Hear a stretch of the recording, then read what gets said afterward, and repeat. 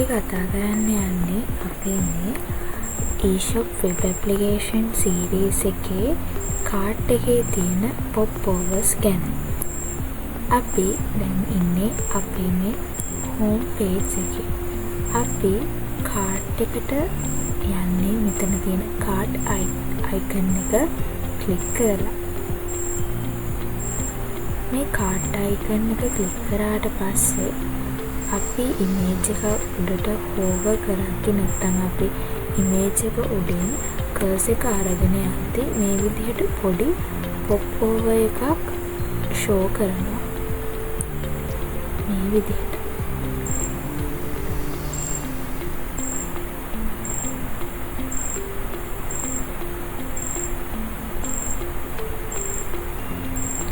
අපි අද කතා කරන්න යන්නේ මේ විදිහට මේ pop over එක අපි create කරගෙන තියෙන්නේ කොහොමද කියන එක බලන්න.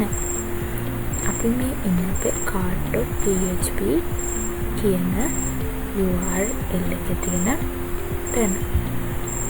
අපි මේක කෝඩ් කරගෙන තියෙන විදිහ බලුවොත් අපි කෝඩ් කරගෙන තියෙන්නේ cart.php කියන ෆයිල් එකේ.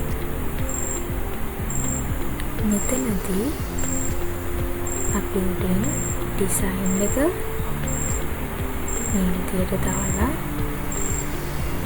තියෙන ඒකට අදාළ කෝඩ් එක තමයි මේ තියෙන්නේ.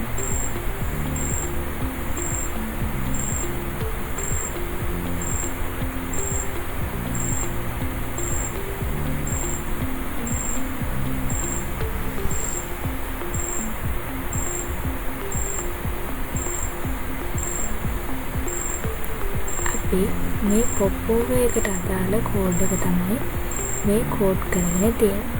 අපි මේක බලුවොත් අපි මේක දාලා තියෙන්නේ span එකක් ඇතුලේ.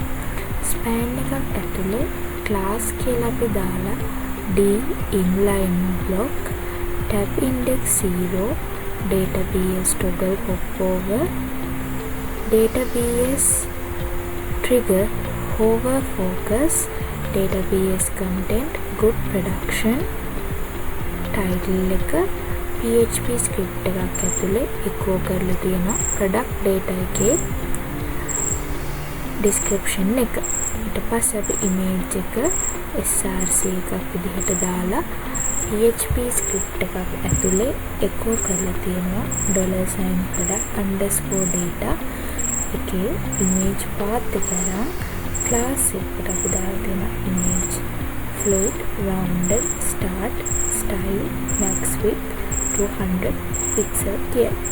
අපි span එක close කරලා තියෙනවා.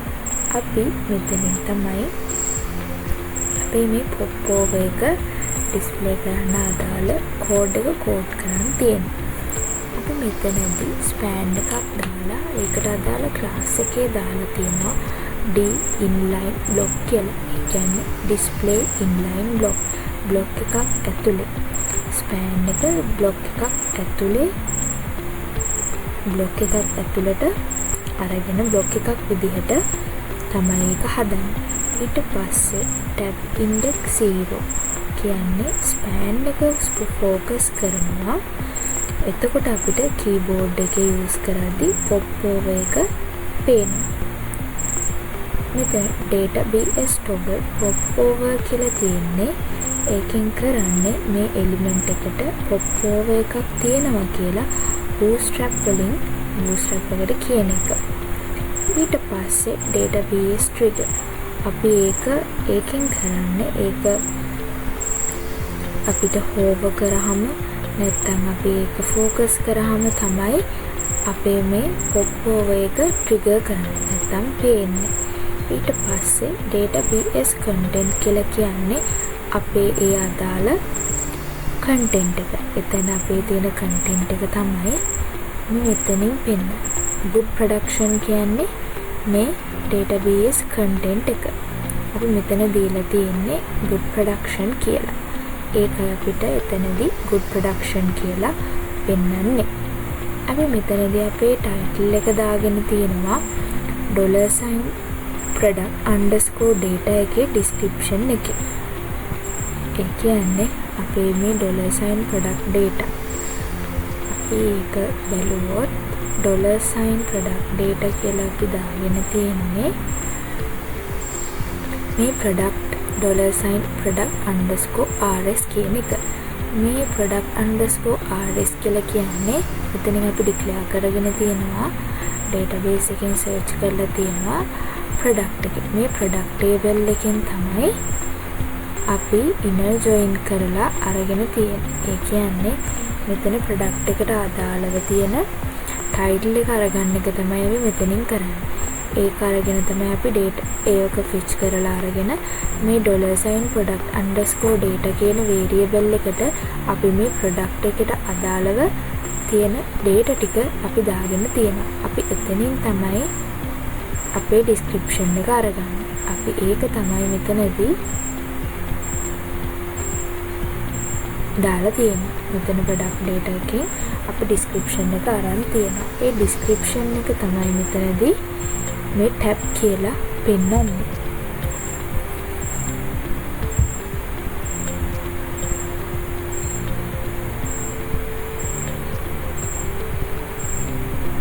ඊට පස්සේ අපි මේකට මේ popover එක පෙන්නන්න අපි script එක දාගන්න ඕනේ. අපි මේ script source එක bootstrap bundle.js එක තියෙන්න ඕනේ මේ popovers ටික පෙන්වන්න නම්. ඊට පස්සේ අපි මෙතන script එකක් දාගෙන තියෙනවා.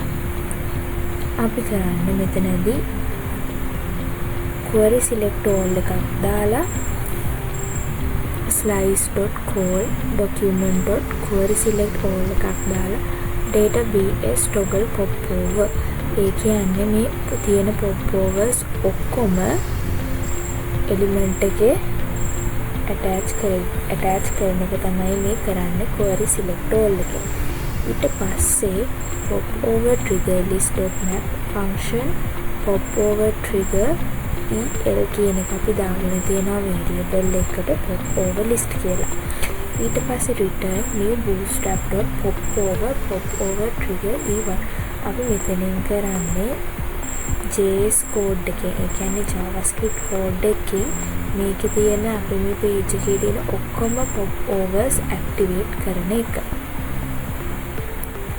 එතකොට අපි මේ විදිහට තමයි cart එකට අදාළ popover එක හදාගෙන තියෙන්නේ.